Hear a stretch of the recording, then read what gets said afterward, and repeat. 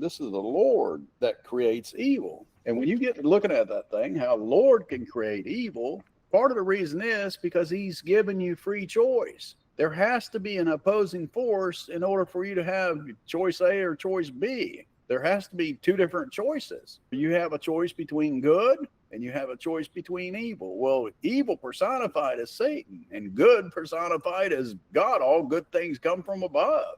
So this whole problem here is not obeying the voice. Look at 15. And now, O Lord, our God, that hast brought thy people forth out of the land of Egypt with a mighty hand. Now, he mentions that thing about bringing the children of Israel out of the land of Egypt, out of bondage, and taking them into the land of Canaan to make them his people with the law and all that. That thing is mentioned 81 times. Now, you got to think about that. What is the repetition of telling you? Remember, I'm the one that brought you out of Egypt? You remember, I'm the one that brought you out of Egypt? You ought to hear an echo in your ears. You remember, I'm the one that delivered you from sin? I'm the one that delivered you from the bondage of sin. Did you get that?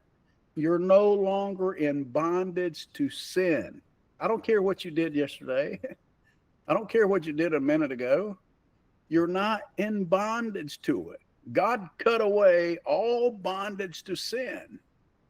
When you got saved, that new man, the man that counts, that new man is cut away from any bondage of sin.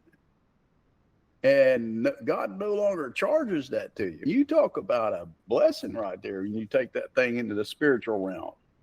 But it says right here, and now, O Lord, our God, that has brought thy people forth out of the land of Egypt with a mighty hand.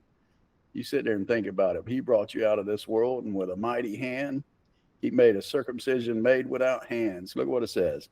And has gotten thee renown. Now, that's the case with Israel. He brought them out with a mighty hand. And Israel was at one point, when Solomon was the king, they were at the height of that kingdom. And all the other kingdoms used to come and look at it and go, wow, look at this kingdom. And that wasn't in the case where they were obeying the 100%. They were still faltering around the edges, especially right after they got the law. Within 100 years, they done went all the pot.